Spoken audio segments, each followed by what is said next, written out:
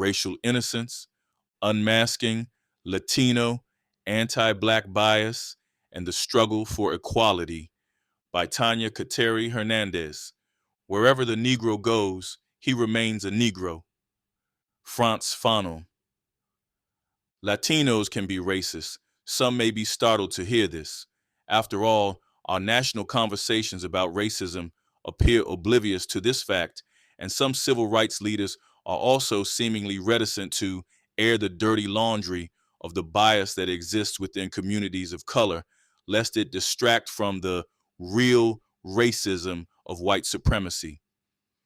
However, all the while, Afro-Latinos and African Americans suffer from discrimination at the hands of Latinos who claim that their racially mixed cultures immunize them from being racist. I call this the Latino racial innocence cloak that veils Latino complicity in U.S. racism. In turn, public ignorance about Latino anti-Blackness undermines the ability to fully address the interwoven complexities of U.S. racism in developing public policies and enforcing anti-discrimination law. Judges, in addition to the rest of society, need to learn that Latinos can be prejudiced toward both Afro-Latinos and African Americans. The pervasiveness of anti-Black violence, still so pronounced decades after the achievements of the civil rights movement, cannot be readily understood nor addressed with the traditional sole focus on white non-Hispanic, non-Latino white actors. According to the U.S. Census Bureau, non-Hispanic whites are declining in number. The 2020 census reported the first decline in the white non-Hispanic population since the introduction of the national survey. White non-Hispanics now represent 57.8% of the population, down 8.6% from the 2010 census. Moreover, white non-Hispanics are predicted to decline to 15% by 2060. The continued vibrancy of white supremacist attitudes thus cannot be explained exclusively by the perspectives of the declining number of white non-Hispanics. The ongoing upkeep and silent acceptance of anti-Blackness implicates many other racial and ethnic groups in the United States as well as across the globe. Exploring Latino complicity and anti-Blackness is particularly helpful. As a multi-hued ethnic group, Latinos are often viewed as free of racism or, at the very least, free of its most exclusionary forms. Examining how anti-Blackness still does manage to manifest itself among the racially mixed rainbow of Latinos, who currently comprise 18.7% of the population and are predicted to increase to 28% by 2060, is thereby a powerful illustration of how people of color can fortify racism. All the same, when I tell people that part of my research is on the topic of anti-Blackness in Latino communities and explain, yes, that is a thing, light-skinned and fair-skinned Latinos often react by telling me that most Latinos and African Americans get along and frequently live in neighboring areas or the very same buildings. In other words, they're conveying that they do not believe anti-Blackness is a real issue in Latino communities, like it is in white non-Hispanic communities. While it would certainly be ideal if Latinos were all truly colorblind and incapable of committing racist acts, as an Afro-Latina myself, I do not have the luxury of indulging in the fantasy of a Latino racial mixture utopia. As I share in the epilogue, the visibility of my family's Black ancestry means I literally have skin in the game of accurately assessing the operation of racism in its many forms. Consequently, this book excavates the voices of Afro-Latinos and African Americans who have actually experienced Latino anti-Black bias in an effort to help disrupt the public ignorance and Latino disinclination to grapple with Latino anti-Blackness. The need for such an intervention is usefully demonstrated by a consideration of the Latino adoration of Afro-Cuban Queen of Salsa, Celia Cruz. When Celia Cruz died on July 16, 2003, her wake in Miami attracted at least 100,000 fans. Later, when her body was brought to New York City, thousands waited to see her body, exceeding the crowds that honored Judy Garland and Ed Sullivan at the very same funeral home. Anyone viewing the news footage of all the racially diverse Latinos expressing their love for Celia would find it difficult to envision any of those mourners as also harboring anti-Black bias. Indeed, the Latino mourners themselves would be quick to denounce such an accusation. And yet, absolute love for the art that Black individuals create can coexist with the hierarchical impulse to generally denigrate Blacks as intellectually inferior and socially dangerous. This dualism is readily apparent in the profound U.S. worship of African American pop star Beyoncé, simultaneous with the pervasive killing of unarmed African Americans, presumed inherently dangerous. However, anti-Black racism that arises outside the unfortunately familiar U.S. frame of white non-Hispanic versus African American bias can be mystifying for many people. This is in part because U.S. Blackness is primarily conceived of as embodied solely by English-speaking African Americans. In turn, anti-Blackness is popularly understood as a uniquely U.S. phenomenon affecting those English-speaking African Americans, with occasional recognition of the racialized struggles of Africans and others in the African diaspora. This skewed vision is only compounded by how Latino communities themselves marginalize or entirely erase the existence of Afro-Latinos. Notably, the seminal volume, The Afro-Latini Reader, History and Culture in the United States, highlights this marginalization in its opening definition. Afro-Latini? What's an Afro-Latini? Who is an Afro-Latini? The term befuddles us because we are accustomed to thinking of Afro and Latini as distinct from each other and mutually exclusive. One is either Black or Latini. The short answer is that Afro-Latinis belong to both groups. They are people of African descent in Mexico, Central and South America, and the Spanish-speaking Caribbean, and by extension, those of African descent in the United States whose origins are in Latin America and the Caribbean. So, to be clear, Afro-Latinos are simultaneously ethnically Latino and racially Black. In daily life, few people are preoccupied with how and when ethnic identity differs from racial identity. Indeed, there are those who view the concepts as the same, or at least are cognizant of how much they can overlap as social constructs. Some researchers even prefer the hyphenated term ethno-racial to refer to the overlap. But for Afro-Latinos living at the intersection of Blackness and Latinidad, a vision of a panethnic Latino community, the two terms usefully highlight important differences. As Afro-Peruvian writer Kayla Popuche Quesada notes, all Latinos are nationally oppressed, but not all Latinos are racially or ethnically oppressed. Generally speaking, ethnicity refers to how individuals are associated with a social group based upon cultural markers like language, religion, customs, traditions, food, geographic origin, and so on, and not primarily their physical appearance. Within an ethnic group, physical appearance can vary widely. Accordingly, when this book refers to Latinos without a racial qualifier, such as white or Afro, it is a reference to the general ethnic group of Latinos. Race is more directly rooted to impose social hierarchy based upon physical differences or presumed physical differences from ancestral lineage. Skin color is only one of the physical markers, like facial features, hair texture, body shape, all enveloped in a matrix of demeaning stereotypes. Unlike ethnicity, race is always about creating and maintaining a caste system. The default presumptions we make about physical features, automatically revealing inherent truths about a person, have a pecking order. That ranking is socially understood as a racial order.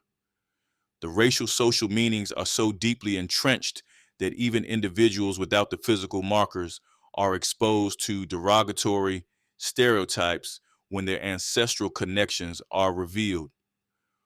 While racial group members in particular geographic spaces can, over time, come to identify themselves as culturally different, racial groups, unlike ethnic groups, have no single culture. Thus, for example, the Black culture of U.S. African Americans is not the same in the South as in the North, and is also distinct from that of Afro-Colombians, Afro-French, Afro-Koreans, and so on. But across all those distinct cultural spaces, racialized physical markers create common experiences of social marginalization. Racial blackness and the term blacks in this book thus includes not only African Americans, but Afro-Latinos as well. Afro-Latino poets, novelists, and memoirists have long depicted this duality. Their numbers include, but are not limited to, writers like Elizabeth Acevedo, Jaquira Diaz, Junot Diaz, Dalma Llanos Figueroa, Marianela Medrano, Willie Perdomo, Spring Red, Daniel Serrano, and Perry Thomas. Yet, our national conversations about racism appear oblivious to this fact, apart from a few notable exceptions. This disregard is a problem. The lack of public awareness cannot be justified with the presumption that the plight of Afro-Latinos simply duplicates caste system problems among other groups, such as color hierarchies among Indo-Americans or African Americans, and the interethnic tensions between Serbians and Croatians, Tutsi and Hutu, or Irish Americans and Italian Americans at the turn of the 19th century. An important distinction is that Latino anti-Blackness is not publicly acknowledged as a problem like other caste systems, and when instances of Latino anti-Blackness are called out, they are deemed inconsequential. Nevertheless, the societal befuddlement about who Afro-Latinos are does not change the fact that Latino life circumstances are influenced not only by the social meaning of being of Hispanic ethnic origin, but also by physical markers of Blackness in skin color, facial features, and hair texture. Visible facial connections to Africa racialize a Latino as also Black. Indeed, the constrained socioeconomic status of Afro-Latinos in the United States is more akin to that of African Americans than to other Latinos or white Americans.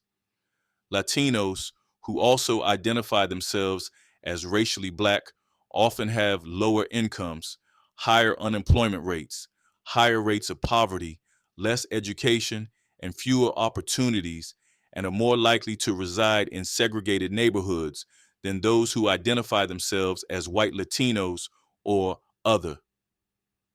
In addition, Afro-Latinos report greater racial harassment from law enforcement and involvement with the criminal justice system.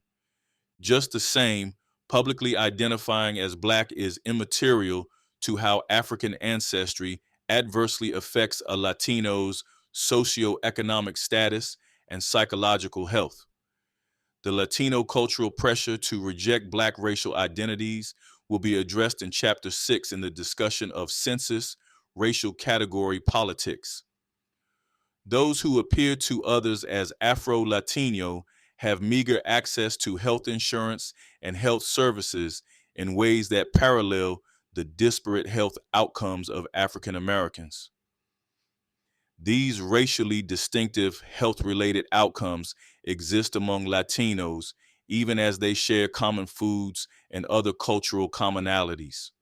For instance, in Puerto Rico, high blood pressure rates vary based on skin color. Those perceived as Afro-Puerto Rican have higher blood pressure levels and rates of hypertension than Puerto Ricans socially perceived as more European descended. Furthermore, socially, perceived Blackness is more predictive of Latino mental health status than Latino racial self-identification. Given the significance of how much African phenotype, hair, and skin shade influence the socioeconomic status of Latinos, some researchers suggest that interviewer observations of racial appearance provide the most accurate tool for monitoring discrimination among Latinos of varying shades. Despite mounting evidence that there are distinct social outcomes based on intermarriage, housing segregation, educational attainment, prison sentencing, and labor market access that vary for Latinos according to externally perceived racial status, the unequal treatment of Afro-Latinos is invisible in our public discourse with its reference to all Latinos, regardless of appearance, as brown. Hidden from view is the way Latino disregard for blackness plays a role in the subordinated status of Afro-Latinos and in turn the exclusion of African Americans. Latino workplace supervisors deny both groups of blacks access to promotions and wage increases. Latino homeowners turn away black prospective tenants and home purchasers. Latino restaurant workers block black customers from entry and refuse to serve them. Latino students bully and harass black students. Latino educators belittle black students.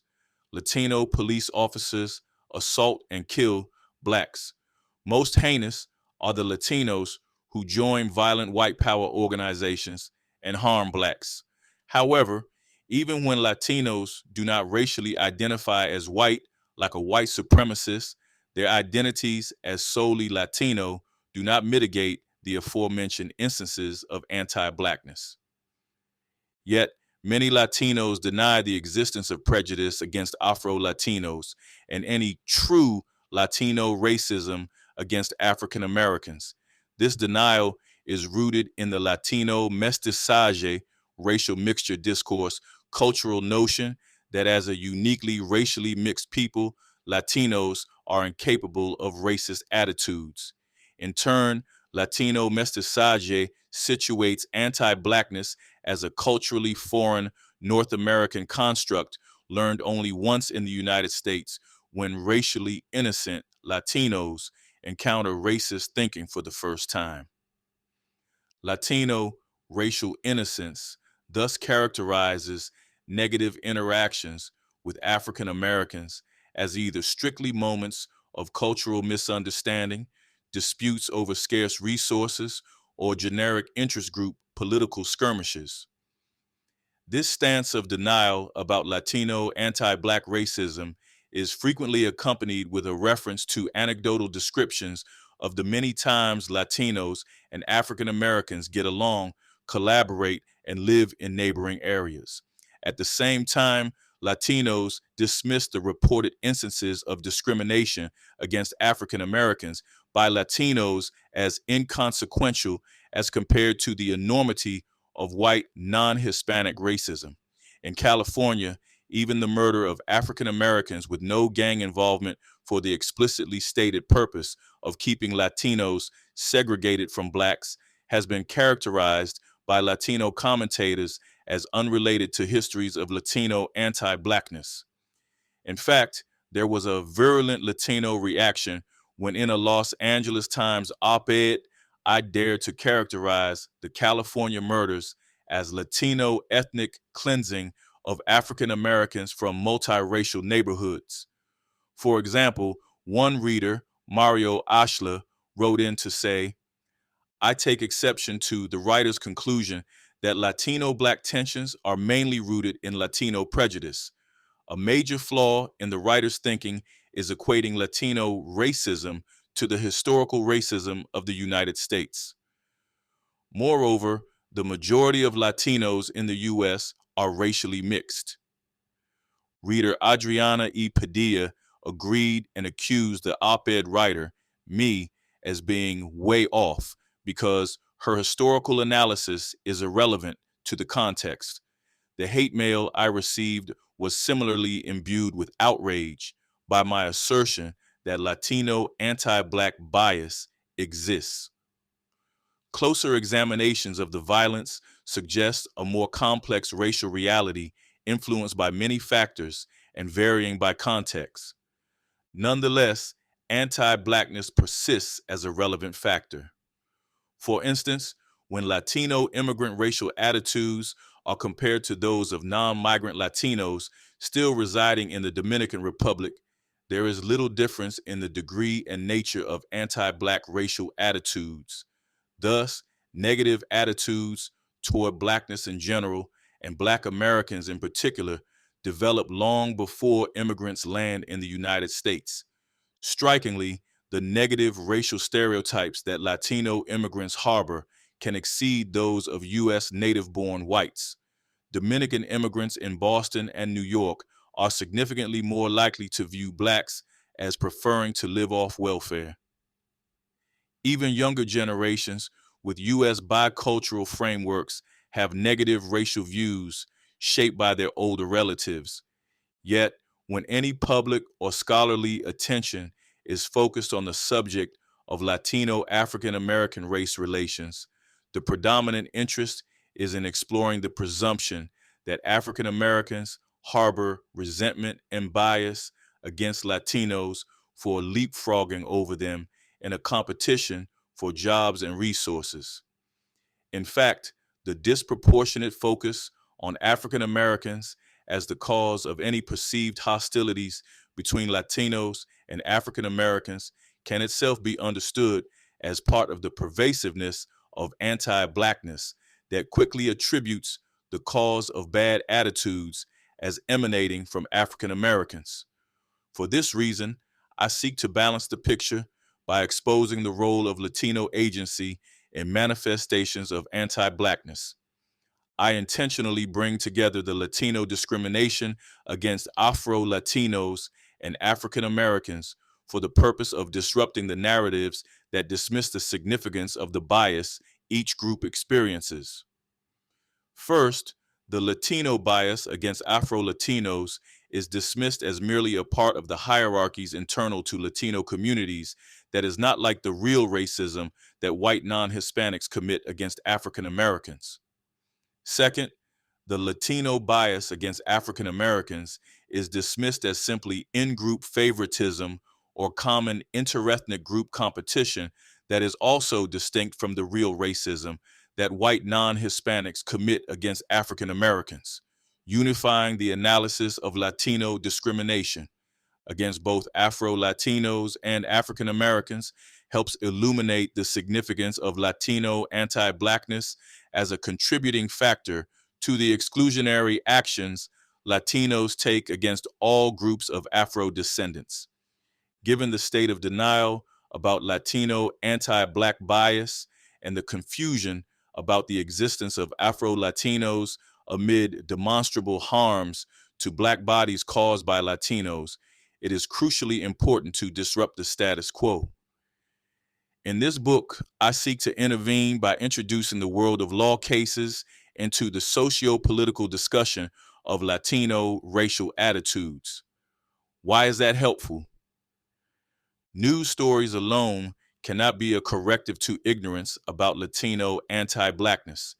Media outlets provide inconsistent coverage, and when journalists do choose to direct their attention to instances of Latino anti-Blackness, many Latinos and others dismiss the accounts as isolated incidents overblown by the press.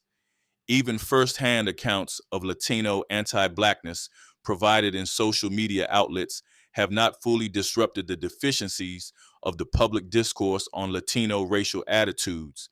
These social media sites include but are not limited to the Black Latinas, No Collective blog, the Radio Caña Negra podcast, and the Latinx Racial Equity Project Training Center.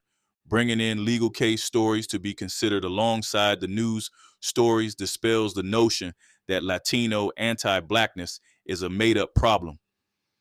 Civil rights law is the domain in which narratives about racial discrimination are formulated, and its language is effectively deployed to clarify what is racially motivated bias. The language and grammar of anti-discrimination legal cases illuminate what is often obfuscated in societal deflection from the realities of racism. The book's cases navigate instances of individual focused bias in addition to structural forms of discrimination, because Latino anti-Blackness is manifested in both forms. This is not to say that law is perfect and always precise in its articulation. Nevertheless, the legal domain has the advantage of being the space in which long-standing attended focus has been dedicated to formulating devices for identifying and describing discrimination. In short, legal cases help illuminate the contours of Latino anti-Blackness because it is the public space dedicated to exposing and naming the harms of discrimination. As such, law has much to contribute to the limited number of socio-political discussions of Latino anti-Blackness that currently exist. At the same time, I will also assess those instances in which judges misconstrue the manifestation and salience of Latino anti-Blackness.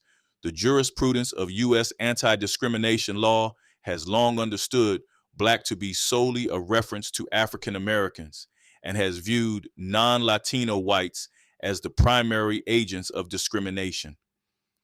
Within that context, Afro-Latinos asserting discrimination by other Latinos presents a conundrum that does not fit the traditional narrative of U.S. discrimination. Afro-Latinos can thus be an enigma for the United States courts of law, just as the Latino expression of bias against African Americans can be judicially misunderstood. I aim for the book to deepen our understanding of the evolving challenges to anti-discrimination law in the face of the growing significance of Latino racial attitudes. To be sure, educating legal actors and the greater public is not a cure-all, but it can certainly be part of the solution. Yet, assisting people in becoming literate in the existence of Latino anti-Black bias can be a tool for change only if it is accompanied by a critical engagement with how such bias adversely affects Afro-Latinos and African Americans in sustaining white supremacy. Social media campaigns to raise awareness about patterns of Latino preferences for identification with whiteness and disinclination for Blackness, as much of the Afro-Latino consciousness raising has done to date on Twitter, Facebook, and Instagram, is just the start of what is needed. In isolation, such information only serves to situate Latino anti-Blackness as a cultural prejudice detached from systems of racism. This is encapsulated by the adage that people of color can be prejudiced, but they cannot be racist because they do not create or control systems of racism. The stories of discrimination in this book implicate a revision of that assumption. When Latinos and other people of color, for that matter, are active participants in the denial of access to an important life opportunity, a home, a job, an unimpeded education, entrance into public spaces, and freedom from violence based on race, they are no longer just passive holders of an anti-Black cultural prejudice. They are part of the problem of racism. Certainly, none of the victims of anti-Black bias in the narratives of discrimination shared in this book would be placated with the disclaimer, your experience is not an example of racism because Latinos don't have the systemic power to be racists in white non-Hispanic created structures. One can immediately envision such a victim replying, oh yeah, that so-called non-racist Latino is the one who oppressed me for being Black. A Latino claim of racial innocence in the racist world, white non-Hispanics, created in the United States, is a thin reed of moral superiority when a Latino hand is the one forcefully slamming the door to Black inclusion. Thus, this book is more than just a call for recognizing that Latinos can be prejudiced too. Rather, it is an entreaty for all future interventions into matters of racism to critically engage how Latinos and many others collaborate and sustain structures of racism.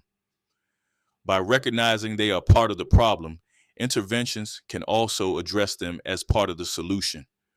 Judges and juries can be taught to desist from being distracted by the "I can't be racist, I'm Latino" defense by instead using a critical race theory focused on the race-based patterns of exclusion and systemic inequality involving Latinos.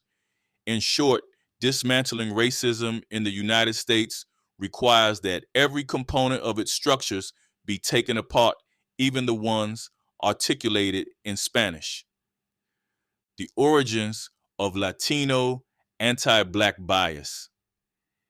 It is useful to first summarize Latin American and Caribbean perspectives about Afro-Latinos, that is, their own Afro-descendants, before discussing how those perspectives also inform Latino attitudes toward African Americans in the United States. The presentation of Latin American Caribbean race ideology is not meant to suggest that all Latinos are racist and harbor these racialized perspectives, or to insinuate that all Latinos think a particular way. Admittedly, group-focused discussions always run the risk of suggesting a fixed, essentialized view of a group. The research about Latino racial perspectives is provided to demonstrate the nature of Latino racial stereotypes, of which legal actors in the United States may otherwise be ignorant. Recognizing and effectively addressing the discriminatory conduct of Latinos necessitates understanding how Latinos act upon such stereotypes and tolerate structures of racial inequality. Racism, anti-Black racism in particular, is a pervasive and historically entrenched fact of life in Latin America and the Caribbean, even across the region's historical and socio-political variation. Over 90% of the approximately 10.7 million enslaved Africans who survived the Middle Passage voyage were taken to Latin America and the Caribbean, whereas only 0.036% were taken to the United States. As such, the legacy of slavery in Latin America and the Caribbean is similar to that in the United States. Having lighter skin and European features increases the chances of socioeconomic opportunity, while having darker skin and African features severely limits social mobility.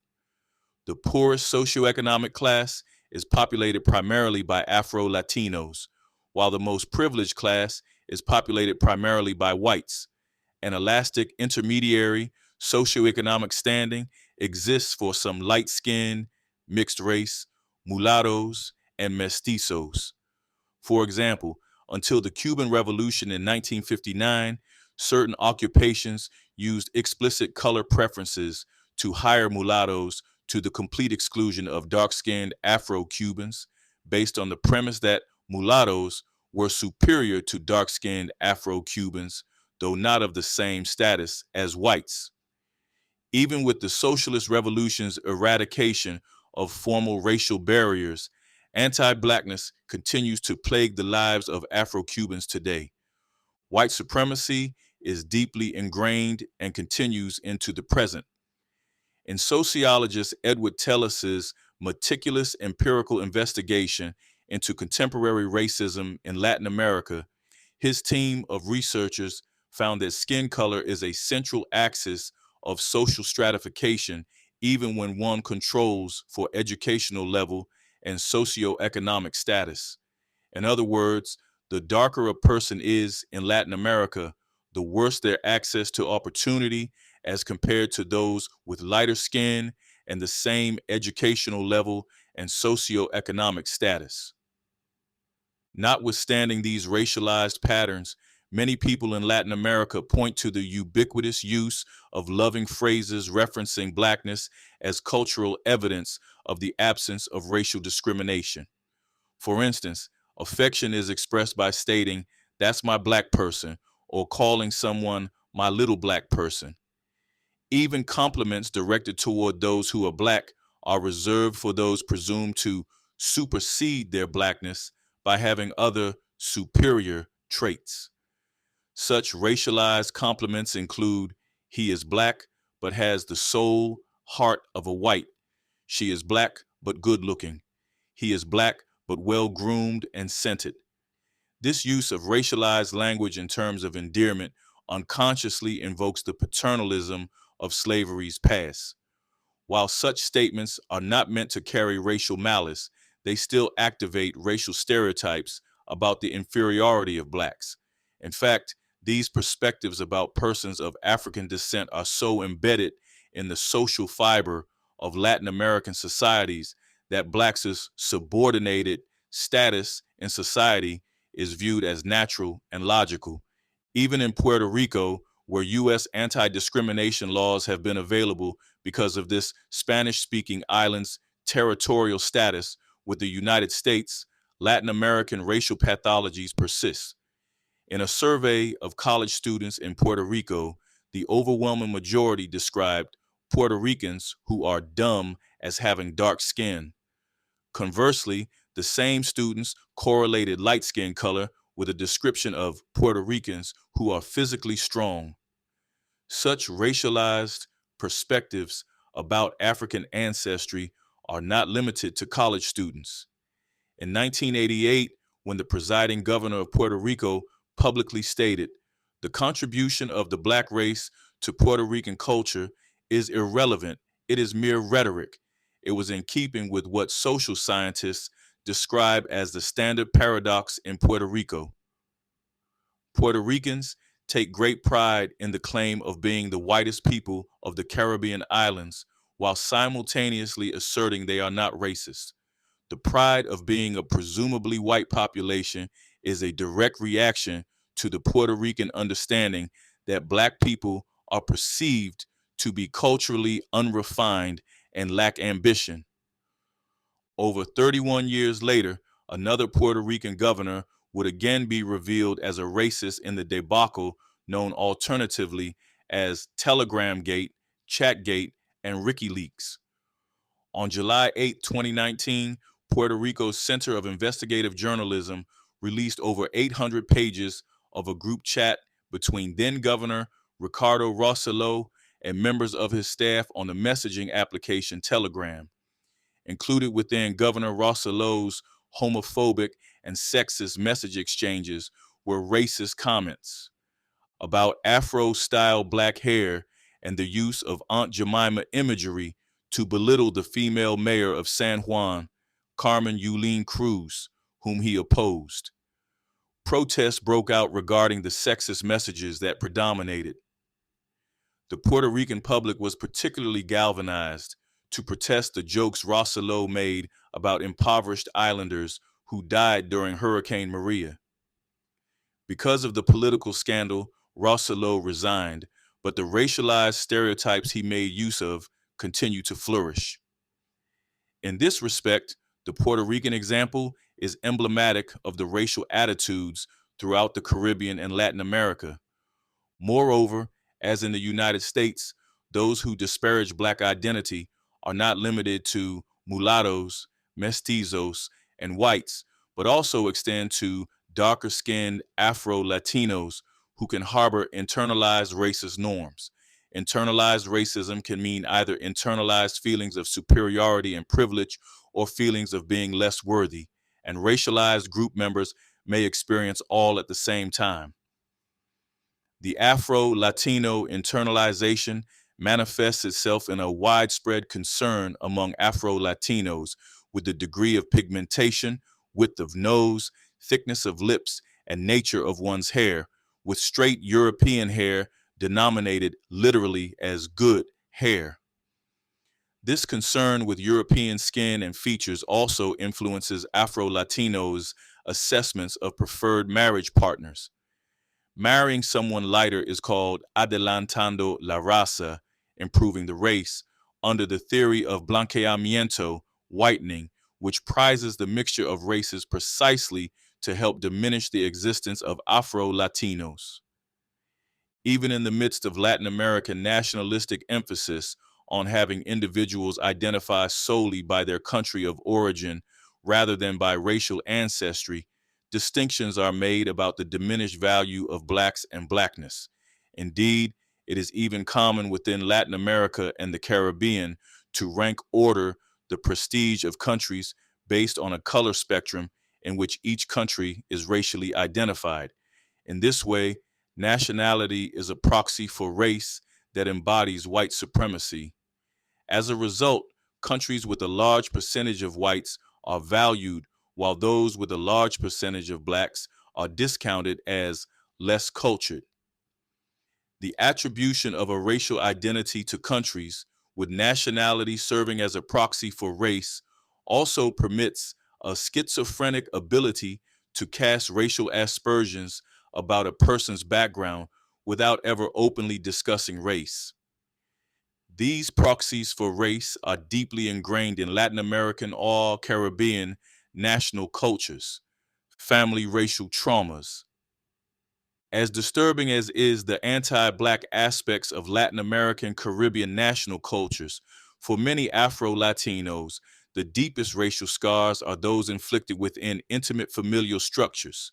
When it comes to Latino racism, the family is the scene of the crime. Racial trauma is instilled when Latino parents show preferential treatment to children with lighter skin and consistently make negative appraisals of Black racialized facial features, skin color, and hair texture. Contemporary Afro-Latino memoirs are replete with recollections of racialized familial slights and injuries targeting the darkest person in even the most diverse array of family skin shades. Afro-Puerto Rican sociologist Eduardo Bonilla Silva describes the racially negative familial interactions as affecting a soft segregation of separation between darker and lighter skinned family members. Large family gatherings like weddings are emblematic of this soft segregation that has darker family members seated at separate tables from lighter skinned family members. Families thereby operate their own intuitive Jim Crow systems. The implicit justifications for the racial segregation are continually reinforced with racist comments about Black family members and Blackness in general. Cruz Jansen often overheard her white-skinned Puerto Rican relatives ask her mother in relation to her darker-skinned daughters, "How are you going to get them married?" In a related vein, Cruz Jansen's family constantly reminded her of her responsibility to marry someone lighter or, hopefully, white to improve the family's status. At the same time, she was also aware that for white Puerto Rican families to actually bring a Black woman into the family through the sanctity of marriage is an unbearable public nightmare, a real threat to the family's purity and public honor. Fellow Afro-Puerto Rican Lillian Comas Diaz also recounts instances of family racial trauma starting from early childhood when her lighter-skinned brother repeatedly called her molleta, Black and ugly. In fact, Comas Diaz identifies the Latino family as the major source of racial rejection of family members with visible African ancestry. As Afro-Puerto Rican scholar Hilda Llorens notes about the Puerto Rican context, thousands of girls and women whose hair is other than straight suffer great psychic and psychological distress.